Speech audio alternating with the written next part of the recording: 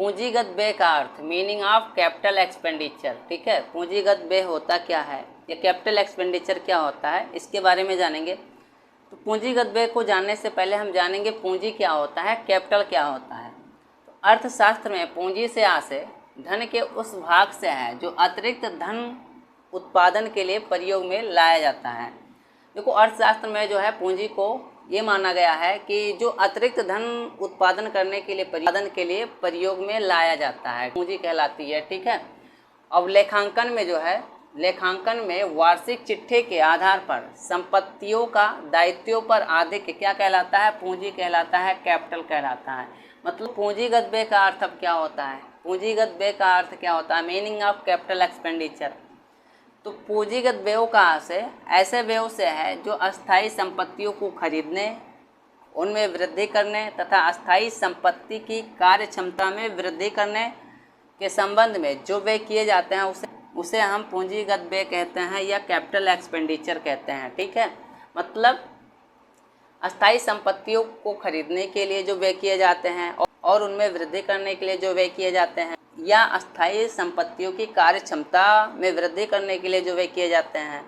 ठीक है, वो सब क्या कहलाएंगे, पूंजीगत व्यय कहलाएंगे, कैपिटल एक्सपेंडिचर कहलाएंगे। अब पूंजीगत व्ययों का उदाहरण देखो, मशीन व फर्नीचर के क्रय एवं निर्माण पर किया गया व्यय क्या होता है, पूंजीगत व्यय होता है। भवन की लागत पर किया गया व्यय जो है वो पूंजीगत व्यय होता है। व्यापार चिन्ह की लागत पर जो व्यय करते हैं वो कैपिटल एक्सपेंडिचर होता है। कॉपीराइट की लागत जो है पूंजीगत व्यय होता है। पेटेंट्स एवं पैटर्न की लागत पूंजीगत व्यय होता है। मशीन की स्थापना के व्यय पूंजीगत व्यय होता है। किसी आविष्कार पर किए गए व्यय पूंजीगत व्यय होता है। भवन मशीन फर्नीचर आदि की वृद्धि पर किए गए व्यय जो है वो पूंजीगत व्यय होते हैं। मोटर कार भार वाहन की लागत पर किए गए व्यय जो है वो पूंजीगत व्यय होते हैं। पट्टा संपत्ति की लागत पूंजीगत व्यय होता है। ख्याति का मूल्य जो है पूंजीगत व्यय होता है। स्वायत्त संपत्ति जिसे फ्री होल्ड प्रॉपर्टी बोलते हैं, ये पूंजीगत व्यय होते हैं। पूंजीगत व्ययों की विशेषताएं क्या होती है, तो पहला हो जाएगा पूंजीगत व्यय जो है अस्थायी स्वभाव के होते हैं। जो पूंजीगत एक्सपेंडिचर होते हैं वो अस्थायी स्वभाव के होते हैं। दूसरा हो जाएगा इन व्ययों की उपयोगिता दीर्घकालीन होती है। ठीक है, उपयोगिता जो है लॉन्ग टाइम के लिए होती है।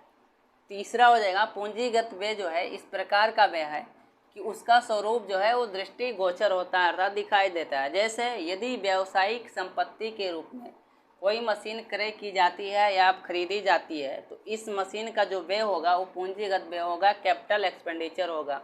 चौथा हो जाएगा पूंजीगत व्यय कभी कभी होते हैं। ठीक है, ये जो है कैपिटल एक्सपेंडिचर कभी कभी होते हैं, जीवन पर्यंत नहीं होते हैं।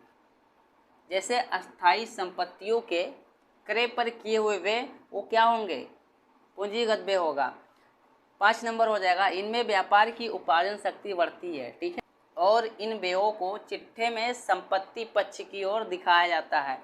कैपिटल एक्सपेंडिचर को जब बैलेंस शीट बनाते हैं तो हम संपत्ति साइड में जो है दिखाते हैं इसको।